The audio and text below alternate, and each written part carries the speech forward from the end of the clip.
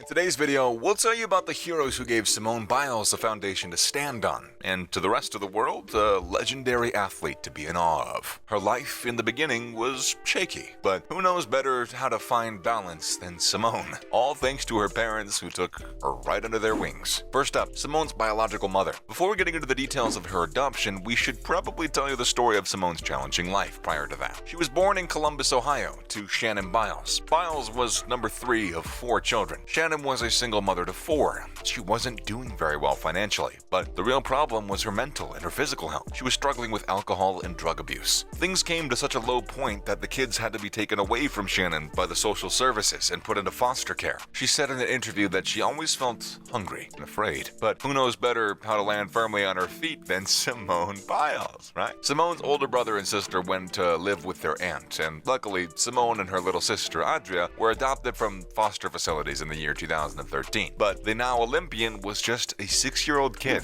Next, adoptive parents. The couple that adopted Simone and her sister in 2003 were Ron and Nellie Biles. We know what you're thinking. Shannon was Biles, and now these two are also Biles? What's going on? That's because Ron is Simone's maternal grandfather, and Nellie, well, she's technically her step-grandmother. Ron had divorced his wife, Shannon's mother, and raised his daughter Shannon as a single father, but later she left him to live in Cleveland with her mother instead. After this, he married Nellie, and the two of them have had 2 sons together. When the girls were left with social services without any legal guardians, the first thing the authorities did was contact their known relatives. And when Ron heard about her granddaughter's situation, he immediately took them away from there and basically adopted them as his own daughters. And let us tell you this, Ron and Nellie turned out to be the best parents that these 2 little girls could have had. And now, Ron and Nellie's careers. Let's give you some backstory on this power couple, shall we? Ron met Nellie when he was taking care of his daughter Shannon as a father. Nellie was a college student at the time. They got married in 1977. While both of them are now retired, they had stable careers in their day. Ron was in the Air Force, an air traffic controller to be more specific. So yeah, he had a pretty secure income. And Nellie, well, she had her career path.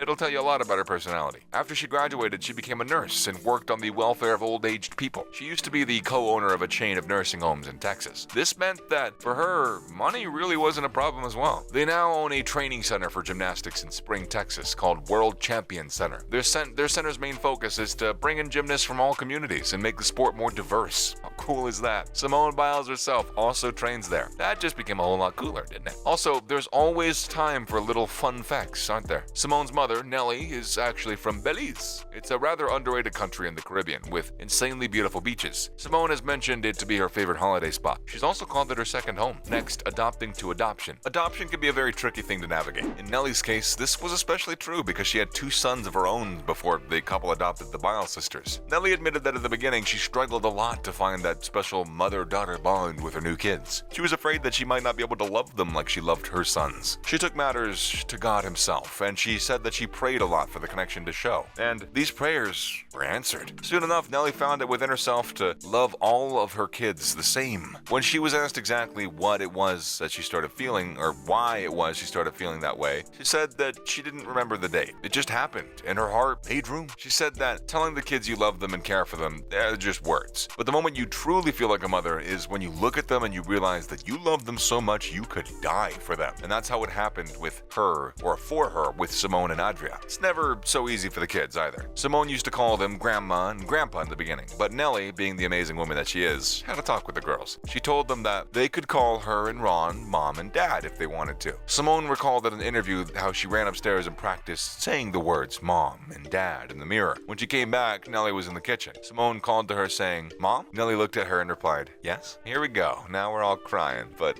for good, it's cool. It's a cool way. And now Simone's rock, her parents. When we said that they were the best parents for Simone, we meant it. From financial to emotional support, they provided everything for their daughters. Speaking of emotions, one of the biggest challenges for Simone was coming back to being just a child. Because of their time in foster care, Simone being the older sister to Adria as well, she was used to being the one responsible for protecting her sister and speaking for her. Even after being adopted, she struggled with letting that go. Her parents didn't put any pressure on her though, and they did the right thing. Their entire family sought professional help. They went for counseling to help all of them adapt to their new roles. While these sessions helped Nellie Nellie and Rob become mom and dad, it helped Simone to learn now that she didn't have any responsibilities to carry, only dreams to chase. It didn't really take long before Simone and Adria started jumping around the house, making a mess. But things only got real when this one time her field trip got canceled and she ended up at a gymnastics center instead. She came back with a flyer that was meant to encourage kids to participate in gymnastics. And that is exactly what she did. Simone started training at the age of 6, with Boorman as her coach. In the world of gymnastics, 6 is considered quite late, but Simone's parents encouraged her every step of the way. She went off to compete in junior levels, but still, at this point, her main competition was herself, and her biggest goal? To appear on the cover of a gymnastics magazine. When she reached the 9th grade, she decided that she wanted to go further, and if she wanted to continue with gymnastics on an elite level and appear on the cover of a magazine, she's gonna have to let go of everything else. Her parents they were a huge help in this case.